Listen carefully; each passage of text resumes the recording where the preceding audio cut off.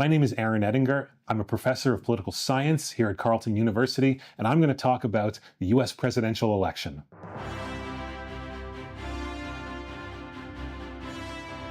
Is America doomed?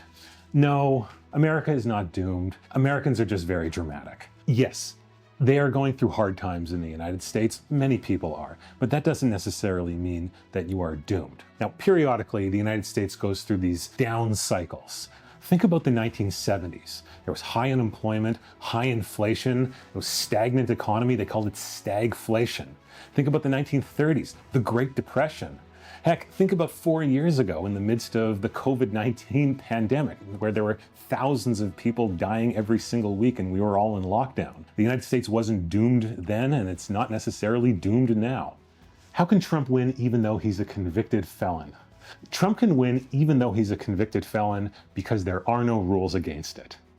The US Constitution has exactly 3 preconditions for running for the president. You have to be a natural-born citizen of the United States, whatever that means. You have to be at least 35 years old, and you have to have lived in the country for 14 years. That's it. That's the list. Trump isn't the first candidate with a record to run for president. You could even run for president from prison itself. In 1920, the Socialist Party leader Eugene Debs ran for president from a jail cell in Atlanta, and he won 3.4% of the popular vote. Now, Trump won't be going to prison before November 5th, but we are facing a conundrum. What happens if he wins the presidency and goes up on charges and is found guilty? At that point, we'd be in uncharted territory. Why are the polls still so close when the choice between the 2 candidates is clear?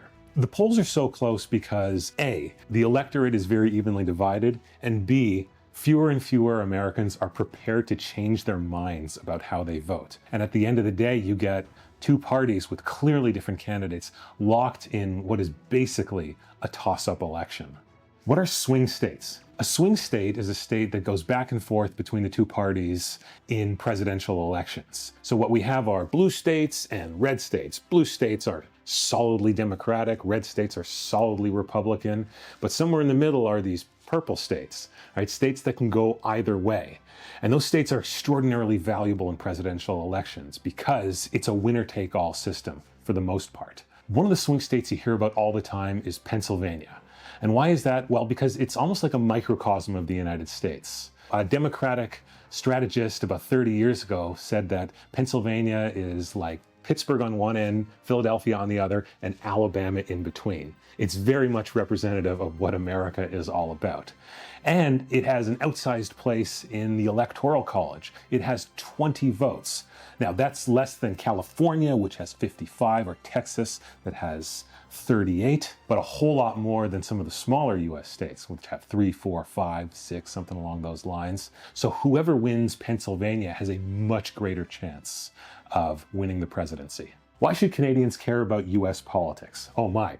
Canadians should care about US politics because everything that they do down there affects us up here. Militarily, if the United States goes to war, Canada has tough decisions to make. Socially, we are highly influenced by American culture up here in Canada. And economically, we are so interdependent, it's stunning. In fact, 75% of Canada's exports go to the United States. Former Prime Minister Pierre Trudeau said it right.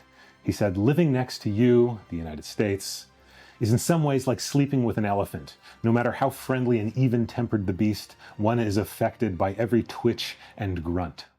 Can you do a breakdown of rhetorical techniques? Trump is a remarkable political communicator. Nobody else sounds like him.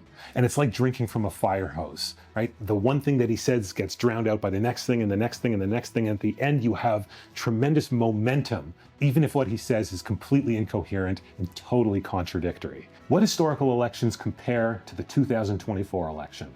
One of the things that we hear a lot is that this is an unprecedented election. And to me, there's always a precedent. And the precedent that comes to my mind is 1968.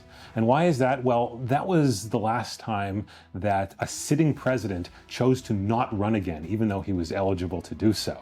So in 1968, Lyndon Johnson was the president of the United States, a Democratic president, and in March of that year, he decided to stand down. In 1968, what was going on? The Vietnam War was raging. Everybody was upset. The Tet Offensive basically suggested that the United States isn't going to win in Vietnam.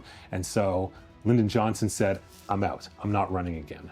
What happened after that? Well, the Democratic Party went through this painful primary process, out of which emerged their vice president as the nominee, and they eventually lost to Richard Nixon's Republican Party. In 2024, Joe Biden stood down, but he stood down in July of 2024, giving the party very little time to come up with a replacement. We know that Kamala Harris emerged as the nominee and had a much easier path to the nomination than did her predecessors in the late 60s. What would be Trump's role in the Ukraine-Russia war? Does he have much impact, as he says?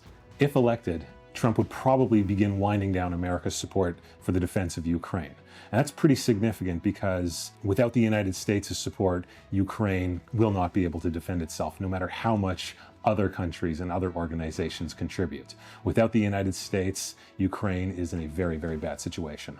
Why do Trump's policies appeal to so many voters still? That's the great mystery of Trumpism. But I think basically it comes down to this. Support for Donald Trump isn't so much a political choice as it is a matter of political identity. It's who you are. Donald Trump has come to embody a certain set of political identities. So for supporters of the MAGA movement, going against Donald Trump would mean going against their own identity and their own community. And that is a very powerful political force in the United States. Thank you for your questions, and I hope you enjoyed listening to me and my answers. If you have any thoughts, drop them in the comments section below. Don't forget to like and subscribe. Are we cooked?